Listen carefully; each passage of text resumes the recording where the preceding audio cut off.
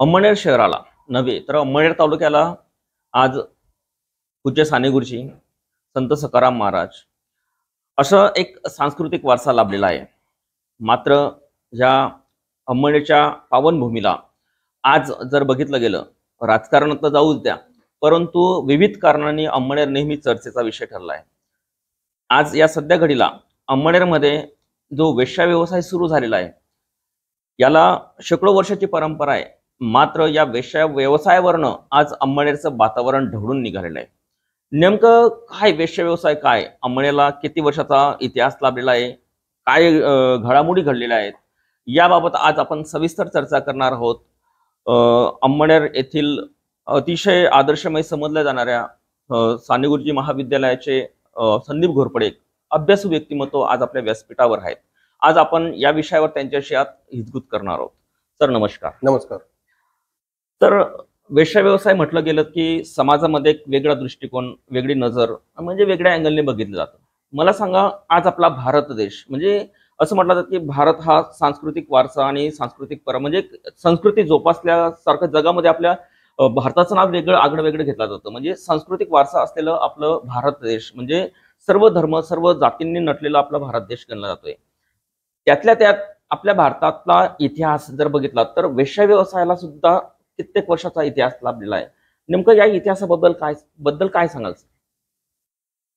वेश्या व्यवसाय किंवा वेश्यागमन किंवा माणसाचं गैरवर्तन असं तुम्ही म्हणाल तर याला इतिहासाचा दाखला देण्याऐवजी मी तर परंपरेचा दाखला देईल. अनेकदा असं म्हटलं जातं की तुम्ही पुण्यकर्म केलं तर तुम्हाला स्वर्गात जागा मिळेल, आणि स्वर्गात जर तुम्ही गेलात तर तुम्हाला रंभा आणि उर्वशी मिळतील. मग रंभा आणि उर्वशी ह्या काही तुमच्या लग्नाच्या बायका नाहीत, त्या कोण आहेत? म्हणजे तिथून तुम्हाला आमिष दाखवलं जातं वेश्यागमनाचं. आणि भारतातला इतिहास म्हणाल तर हा समूहामध्ये राहणारा समाज निर्माण झाला. त्यापूर्वी तो अतिशय मुक्तपणे संचार करत होता. समूहात राहायला लागला, मग समूहामध्ये मालकी आली, आणि जिथे मालकी आली ती मालकी तुम्हाला ठरवायला लावते की ही माझी बायको, मग ही माझी मालमत्ता. त्यामुळे माझ्या बायकोकडे कोणी गैरनजरेने पाहायचं नाही, किंवा मी दुसऱ्याच्या बायकोकडे गैरनजरेने पाहायचं नाही, वाईट नजरेने पाहायचं नाही. हे सामाजिक निर्बंध आले. आणि मग या निर्बंधांचं उल्लंघन केव्हा व्हायला लागलं तर मी सांगेल तुम्हाला, जिथून राजे रजवाडे युद्धाला सैन्य न्यायला लागले. मग आता सैन्य सोबत गेलं, त्या सैन्यासोबत काही कुटुंब जायचं नाही. मग त्या सैन्याची पोटाची भूक तर भागवल्या जायची, पण जेवढी पोटाची भूक आवश्यक आहे शरीराला, मानवी मनाला, तेवढीच लैंगिक भूक देखील अत्यावश्यक आहे. आणि मग ती लैंगिक भूक भागवण्यासाठी राजे रजवाड्यांनी केलेली जी सोय होती त्याला वेश्यालय म्हटल्या जायचं. मग मी हे फक्त भारताचंच सांगत नाही, ब्रिटिशांनी जिथे जिथे आपल्या वसाहती स्थापन केल्या किंवा सैनिकांच्या रेजिमेंट तयार केल्या, तर 100 रेजिमेंट मधल्या 100 सैनिकांच्या पाठीमागे 12 वेश्यांची व्यवस्था केलेली होती इंग्रज सरकारने. तर जिथे कुटुंबाशिवाय किंवा पत्नीशिवाय राहणाऱ्या माणसांचा समूह आहे तिथे वेश्या व्यवसाय होतो. मग हे झालं सैनिकांचं, हे झालं ब्रिटिश राजवटीतल्या यांचं. त्या पलीकडे जाऊन मग या गोष्टींचा काही लोकांना छंद असतो. मग त्या छंदाची उदाहरणं मी तुम्हाला सांगेल की बाजीराव मस्तानी, बाजीरावाची लग्नाची बायको घरात, आणि मस्तानी मात्र त्याने आणलेली किंवा ठेवलेली. अकबर बादशाहच्या जनान खान्यामध्ये अधिक आवडीची पत्नी म्हणून जोधा अकबर मानल्या गेली. मग ती कशी आली? ती काय वेश्या व्यवसाय होता का? तर नाही. म्हणजे पुरुषांनी केला तो व्यभिचार असूनही तो तुमचा अधिकार, आणि स्त्रीने गरजेतून, अडचणीतून किंवा तिची मजबुरी असेल त्या मजबुरीतून केलेला व्यवसाय त्याला तुम्ही वेश्या व्यवसाय म्हणतात. मला वाटतं वेश्या व्यवसाय हा वेश्या व्यवसाय नसून त्या त्या काळची त्या त्या माणसांची गरज आहे. आणि तुम्ही जर एकूण भारताचा इतिहास पाहत पाहत अंमळनेर पर्यंत आलात तर जिथे जिथे कामगार आहेत, म्हणजे मुंबईमध्ये कोकणातून आलेला कामगार घरापासून दूर राहिला 6 महिने 3 महिने, पत्नीशिवाय त्याची शारीरिक भूक भागवायची असेल तर त्याला वेश्यावस्तीला शरण जायचंय. मग अशा कामगारांच्या ठिकाणांना म्हणजे कलकत्ता असेल, मुंबई असेल, सोलापूर असेल, अशा ठिकाणी जिथे जिथे कामगारांची संख्या जास्ती आहे तिथे वेश्यालये किंवा वेश्यावस्ती तुम्हाला उभी ठाकलेली दिसेल. आणि त्याच अनुषंगाने अंमळनेरला 100 ते 125 वर्षाचा इतिहास आहे. आणि माझ्या नजरेतून अंमळनेरमध्ये कामगारांची पण संख्या मोठी होती. विप्रोचे कामगार असतील, प्रताप मिलचे कामगार असतील, या कामगारांच्या संख्येमुळे देखील अंमळनेरला वेश्यालय किंवा वेश्यावस्ती उभी राहिली असेल. आणि तिचा इतिहास आजचा नाही तर 125 वर्षाचा आहे. त्या वेश्यावस्तीतल्या घरांचे जर तुम्ही सातबारे उतारे पाहिले तर त्यांच्या नोंदी ह्या अति प्राचीन आहेत. एकंदरीत तुमच्या सांगण्याच्या योगामध्ये असं लक्षात येत आहे की भारत नव्हे तर अंमळच्या सुद्धा समाजाचा म्हणजे समाजाच्या उतरंडीसाठी हा म्हणजे वेश्या व्यवसाय आवश्यक आहे. आवश्यक आहे मी यासाठी म्हणतो, म्हणजे आजचं जर तुम्हाला म्हणजे पुराण काळातलं किंवा जुनं उदाहरण देण्याऐवजी मी जर तुम्हाला आजचं उदाहरण दिलं, आज तुम्ही अंमळनेर तालुक्यातल्या कोणत्याही खेडेगावात जा, संध्याकाळी 30 ते 40 युवकांचा गट बसलेला दिसेल मोबाईलमध्ये बोटं घालताना. आणि त्यांचा वयांचा आकडा सरासरी 25 ते 35 पर्यंतचा आकडा आहे की वय 35 होईपर्यंत त्यांची लग्न झालेली नाही. मग अशा मुलांच्या शारीरिक गरजा पूर्ण होण्यासाठी मला वाटतं या सामाजिक उतरंडीमध्ये वेश्या त्या युवकांच्या मनातील लैंगिक भावनांचा निचरा करण्यासाठीच एक ठिकाण आहे. मी त्याला वाईट मानत नाही. पण एकीकडे हाच व्यवसाय बंदी व्हावा म्हणून मोर्चे काढले जात आहेत, बैठकी घेतल्या जात आहेत, म्हणजे एक वातावरण निर्मिती केली जाते. याबद्दल सध्याच्या परिस्थितीला जे होतंय आपण अनुभवलेलं आहे, स्वतः प्रत्यक्ष त्या मोर्चामध्ये असाल किंवा बैठकींमध्ये असाल, म्हणजे प्रत्यक्ष तिथे जाऊन किंवा वेश्यालयामधल्या त्या भगिनींशी चर्चा केली असेल, एकंदरीत काय सांगाल तुम्ही याच्याबद्दल? बघा, मला एक आठवतं, अंमळनेर मधली वेश्यावस्ती बोरी नदीच्या काठावर होती. बोरी नदीच्या काठावरच्या वेश्यांना हाकून लावण्यासाठी, का हाकललं मला त्या खोलात जायचं नाही, पण त्यांना हाकून लावण्यासाठी रात्री 2 वाजता दगडफेक, त्यांच्या घरांची जाळपोळ, दरवाजांवर लाता, त्या वेश्यांना भीतीखाली, दडपणाखाली तिथून हाकलून लावलं. मला वाटतं या वेश्यावस्तीच्या आजूबाजूला काही नागरी घरं आहेत आणि त्या नागरिकांच्या काही अडचणी आहेत. काय अडचणी आहेत तर त्यांचं म्हणणं आहे की आमची कुटुंब या वेश्या व्यवसायात नाही, पण आलेल्या बाहेरगावच्या गिरायकाला माहिती नाही, त्याला फक्त वस्ती माहिती आहे. तो कोणत्याही दारावर जाऊन थाप मारतो आणि ते घर मात्र सभ्य गृहस्थाचं असतं किंवा सभ्य गृहिणीचं असतं. त्यांना तो मानसिक त्रास होतो. नंबर 2, त्या रहिवाशांचं म्हणणं असं आहे की आम्ही ज्या एरियात राहतो आमच्या मुलामुलींचे लग्न जमण्यासाठी अडचणी येतात, नव्हे आमच्या दिलेल्या मुली ज्या गावी गेल्यात तिथे सासरी त्यांना टोमणे मारले जातात की तुम्ही वेश्यावस्तीत राहतात. आणि हा त्यांचा कौटुंबिक हिंसाचार या वस्तीच्या मुळे होतो. त्या पलीकडे जाऊन ते काही आरोग्यविषयक तक्रारी करतात की या वेश्यावस्तीमध्ये वापरले जाणारे कंडोम गटारीत फेकले जातात, गटारीमध्ये पाणी तुंबलं की ते कंडोम वरती येतात, त्यांना लहान मुलं हाताळतात, किंवा एड्स बाधित रुग्ण या वेश्यावस्तीत येत असतील, त्यांनी हाताळलेल्या वस्तू आमच्या गल्लीत येतात, आम्हाला रोगराईची बाधा होऊ शकते, यामुळे देखील त्यांचा रोष आहे. आणि मग दुसऱ्या बाजूने जर पाहिलं तर या वेश्यावस्ती हटाव्यात यासाठी असं दबक्या आवाजामध्ये काही चर्चा आहे की त्या वेश्यांची आता ही शेवटची पिढी आहे. म्हणजे त्या वस्तीमध्ये जर तुम्ही चक्कर मारलात तर तुमच्या लक्षात येईल की वयोवृद्ध स्त्रिया वेश्या व्यवसाय करतायत आणि त्यांच्या तोंडून ऐकलं तर तुम्हाला नक्कीच जाणवेल की त्यांची ही शेवटची पिढी आहे. मग अशा या पिढीतल्या त्यांच्या टोलेजंग इमारती आपल्या घशात घालण्यासाठी किंवा आपण त्या बळकाव्यात यासाठी ही माणसं मोर्चा काढतात आणि आमच्या इमारती कवडीमोल भावाने विकत घेण्यासाठी हे आमच्यावर दबाव आणतात, आमचा वेश्या व्यवसाय बंद पाडण्यासाठी आटोकाट प्रयत्न करतात किंवा समाजामध्ये भडकावतात.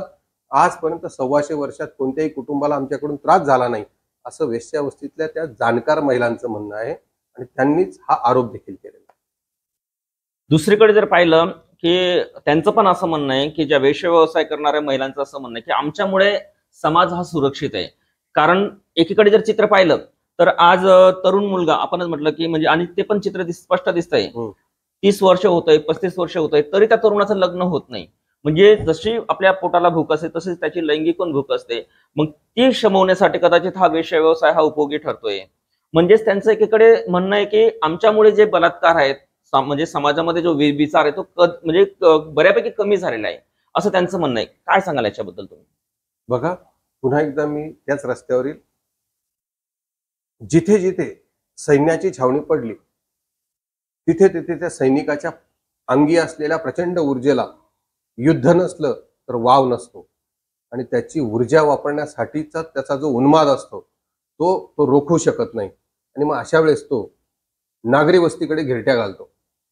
तर अशा नागरी वस्तीमध्ये घिरट्या घालत असताना त्यांच्या हातून कदाचित नागरिकांवर अत्याचार केला जाईल, विनयभंग केला जाईल, बलात्कार केला जाईल, या भीतीपोटी ब्रिटिश सरकारने, आता तुम्ही जर मिलिटरी कॅम्पमध्ये कधी फिरलात, पुण्याला असेल, नगरला असेल, कंटोनमेंट बोर्ड नावाचं एक बोर्ड तुम्हाला पाहायला मिळेल कधी, जिथे मिलिटरी कॅम्प आणि नागरी वस्ती एकत्र असतात. जशी आपली नगरपालिका असते, ग्रामपंचायत असते, तसे कंटोनमेंट बोर्ड असतो. आणि कंटोनमेंट बोर्डाने या वेश्या व्यवसायावर किंवा यांच्या व्यभिचारी वागण्यावर नियंत्रण आणण्यासाठी कंटोनमेंट बोर्ड स्थापन केले होते.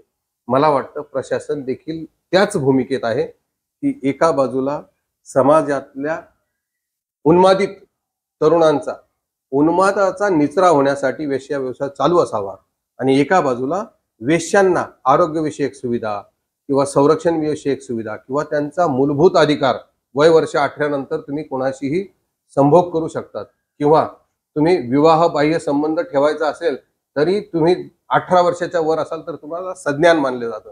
त्याच्यामुळे त्या व्यवसायाला आडकाठी पण आणू शकत नाही, आणि त्याला नाव दिलंय व्यवसाय. तर व्यवसाय काय फक्त अंमळनेरातच होतो असं नाही. या भारतातल्या 10 महानगरांमध्ये नजर टाका. तुम्ही जर कलकत्त्याला गेलात, तुम्ही जर मुंबईला गेलात तर गोलपीठा आहे. मुंबईला गेला तर तुम्ही मीरा रोडला गेलात, मी तुम्हाला नावं सांगेल की कोणत्या कोणत्या भागामध्ये. नागपूरला गंगा जमुना हा रेड लाईट एरिया आहे. ग्वाल्हेरला गेला रेशमपुरा, प्रयागराज जिथे संपूर्ण भारतातले हिंदू पाप धुण्यासाठी जातात, त्या प्रयागराज मध्ये सुद्धा मीरगंज नावाचं 150 वर्षापासूनची वेश्यावस्ती आहे. बिहारला गेला तर मुजफ्फरपूर मध्ये चतुर्भुज आहे. वाराणसीला जिथे आम्ही तीर्थयात्रा करायला जातो तिथे शिवदासपूर दालगंडी नावाची वेश्यावस्ती, मेरठला कबाडी बाजार आहे, दिल्लीला जीबी रोड आहे, मुंबईला कामाठीपुरा आहे, आणि कलकत्त्याला सोनागाछी. तर सोनागाछीच्या वेश्यावस्तीमध्ये प्रत्येक वेश्येला प्रमाणपत्र दिलं जातं, म्हणजे लायसन मिळतं, आणि त्या लायसनवर त्या व्यवसाय करतात, आणि या व्यवसायाचं परमिट सहज मिळतं कलकत्त्यासारख्या शहरामध्ये. एकीकडे आपण म्हटलं की हा वेश्या व्यवसाय म्हणजे सर्वोच्च न्यायालयाने परवानगी दिलेली आहे, आणि दुसरीकडे आपल्या अंमळनेरमध्ये त्याला बंदी घालण्यासाठी मोर्चे काढले जात आहेत, बैठका घेतल्या जात आहेत, आणि एक दबाव तंत्र निर्माण केलं जात आहे. हा जो अंमळनेर तालुक्यामध्ये जो संभ्रम निर्माण झालेला आहे, नेमकं याच्याबद्दल तुम्ही काय सांगाल? या अंमळनेरच्या समाजाला जेवढा तमाशा प्रिय आहे तेवढंच कीर्तनी आवडतं. या अंमळनेर शहरामध्ये ज्या प्रकारे साने गुरुजी असतील, प्रताप शेठजी असतील, सखाराम महाराज असतील, मंगळदेव ग्रह मंदिर असेल, यांनी अतिशय पृष्ठभूमी तयार केली शालीनतेची, सौजन्याची, प्रेमाची, स्नेहाची. मला वाटतं जिथेही कुठे ऊन असेल तिथे सावली असेल, जिथेही कुठे पांढरी बाजू असेल तिथे काळी बाजू असेल. म्हणून मला वाटतं की वेश्यावस्ती ही अंमळनेरची समस्या नाही, कधीच नाही. राहिला विषय संभ्रम निर्माण झाला तर काही लोकांनी, मी तुम्हाला सांगितलं की त्यांना कुटुंबाच्या अडचणी आल्या, त्यांच्या निवासाच्या अडचणी आल्या, त्यांच्या आजूबाजूचा परिसर स्वच्छ असावा, चांगला असावा, सभ्य संस्कृतीच्या अपेक्षेपोटी त्यांना आता आपल्या शेजारी वेश्या व्यवसाय करणारं कुटुंब नकोसं झालं असेल. तर हा काळाचा महिमा आहे, काळाचा प्रभाव आहे. कालांतराने त्या समाजामध्ये मिळून मिसळून राहणाऱ्या वेश्या आज मोबाईलमुळे शेजाऱ्यांशी त्यांचे संबंध दुरावले असतील म्हणूनही कदाचित, आणि पुन्हा एकदा त्यांच्या इस्टेटीवर असणारा कोणाचा डोळा, या सगळ्यामुळे मला वाटतं ही आंदोलनं, मोर्चे, निवेदनं हे सुरू आहे. आणि यांच्या बाजूने, कायद्याच्या बाजूने म्हणाल तर वेश्या व्यवसाय हा 18 वर्षाच्या वर सज्ञान झालेल्या माणसाला कोणाशीही शारीर संबंध करताना अडथळा आणू शकत नाही. तो संविधानाने दिलेला त्यांना अधिकार आहे. वेश्या व्यवसायाचे मी तुम्हाला नमुने सांगेल की वेश्या व्यवसाय फक्त घरामध्ये वेश्या व्यवसाय केला म्हणून थांबून गेले तुमचं असं समजू नका. घरामध्ये वेश्या व्यवसाय करता येतो त्याला वेश्यालय म्हणाल किंवा वेश्यागृह म्हणाल. काही लोक रस्त्यावर उभे राहून हावभाव करतात आणि लोकांना डोळे मिचकावून किंवा इशारे करून, हातवारे करून बोलावतात आणि वेश्या व्यवसाय करतात. काही लोक फोनवर कॉल गर्ल बोलवतात. आता तर नवीन एस्कॉर्ट एजन्सीज आल्यात. म्हणजे काही एजन्सी असं काम करतात की तुम्ही त्यांच्याकडे मागणी करा की मला अशा प्रकारचा पुरुष किंवा अशा प्रकारची स्त्री हवी. त्या एजन्सी तुमची ती भूक भागवतात. काही खाजगी निवासस्थानं आहेत.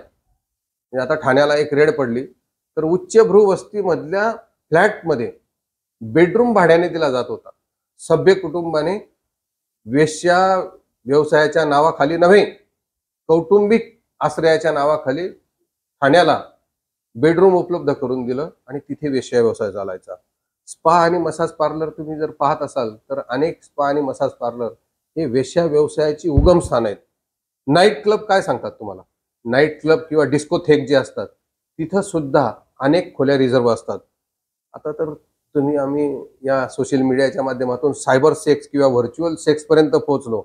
आणि मग तुम्ही जर पुरातन आम्हाला इतिहास सांगाल तर मग आम्ही धर्माच्या नावाखाली मंदिरांमध्ये देवदास्या सुद्धा देवाच्या नावाने तिथे मंदिरामध्ये ठेवलेल्या आहेत. आणि त्या देवदासांचा उपभोग अनेक पुजारी किंवा भक्त त्यांचा वापर करायचे. त्यांचं तारुण्य ओसरलं की त्यांचं जीवन अतिशय बिकट व्हायचं. हा सगळा समाजातलाच भाग आहे. याला तुम्ही वगळू शकत नाही. त्याच्यामुळे यांनी कितीही आंदोलनं केली, कितीही मोर्चे काढले, निवेदनं दिली, तरी हा वेश्या व्यवसाय थांबला नाही. आणि यांनी कितीही वेश्या व्यवसाय चालवायचा प्रयत्न केला तरी यांचं शरीर यांना शेवटपर्यंत साथ देणार नाही. किंवा सृष्टीचा नियम आहे, बदल होत असतो. तर हे वेश्या वस्ती मला वाटतं ही सुद्धा कालांतराने नष्ट होईल किंवा बाहेर जाईल. आजचे सध्याचे म्हणजे अंमळनेरचा जो इतिहास आहे वेश्यालयाचा, वेश्यावस्तीचा, नेमकं आजची सध्याची परिस्थिती, त्यांच्या समस्याबद्दल काय सांगाल तुम्ही? बघा, मी माझ्या आजोबांच्या काळापासून या वेश्यावस्तीतल्या वेश्यांशी किंवा तमासगीर महिलांशी किंवा एकूणच संपूर्ण त्या यंत्रणेशी अतिशय जवळून परिचित आहे. तर मला वाटतं या वेश्यावस्तीमध्ये काम करणाऱ्या ज्या महिला होत्या त्या अतिशय सभ्यतेने समाजाशी एकरूप होत्या. म्हणजे बाबा भांड सारख्या माणसाने अंमळनेरच्या वेश्येवर कादंबरी लिहिली. नंबर 2, अंमळनेरचे माजी आमदार साथी गुलाबराव पाटील यांना या अंमळनेरातल्या वेश्या रक्षाबंधनाच्या दिवशी राखी बांधायला यायच्या. आम्हाला देखील ते सद्भाग्य लाभलं की त्यांच्या पुढच्या पिढीने आम्हाला राख्या बांधल्या. त्याची उतराई आम्ही असे झालो की आपल्या या सानेगुरुजी शाळेमध्ये अनेक वेश्यावस्तीतली मुलं शिकायला यायची. आम्ही त्यांना त्या दलदलीतून बाहेर काढलं आणि समाजाच्या मुख्य प्रवाहामध्ये घरं घेऊन दिली. त्यांना आपल्या मुख्य समाजामध्ये प्रवाहित केलं. हे आम्ही करू शकलो. आज मात्र त्याच वेश्यावस्तीमध्ये गेल्यानंतर त्यांची दयनीय परिस्थिती पाहता आज पूर्वीसारखा तो व्यवसाय बहराला नाही किंवा अनेकांना अनेक पर्याय उपलब्ध असल्या कारणाने त्या वेश्यावस्तीकडे कोणी फिरकत नाही. आणि त्यांचा आयुष्याचा बराच काळ या व्यवसायात गेल्या कारणाने त्यांनी दुसरं कुठलं कौशल्य आत्मसात केलं नाही. म्हणून त्यांना दुसऱ्या व्यवसायाकडे जाण्याचं आकर्षण नाही किंवा हिंमत नाही किंवा तसा पर्याय नाही. कारण पुनर्वसन शासन करेल तर ही त्यांना शाश्वती नसल्या कारणाने अतिशय दयनीय आणि हृदयाला छिद्र पाडणारी बाब तिथे मी पाहिली की त्यांच्या आजारासाठी पुरेसा पैसा नाही, त्यांच्या उदरनिर्वाहासाठी पुरेसा पैसा नाही.